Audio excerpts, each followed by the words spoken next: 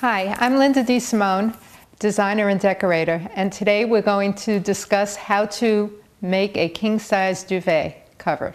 The materials you'll need for this are 2 king flat sheets, scissors, a sewing machine, matching thread, pins, thin ribbon, Velcro, buttons, or a zipper. Step 1 is to get 2 king flat sheets of the color that you'd like.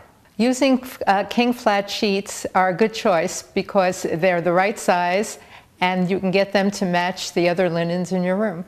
Step 2, because you would like to remove your duvet cover for washing purposes, decide whether you would like to put buttons, a zipper, or Velcro at one end of the duvet. Step 3 is to pin and sew 3 sides of your fabric with right sides together. Step 4 is to sew the pieces of ribbon inside the corners of the duvet cover and on the ends of the blanket, and then turn it inside out.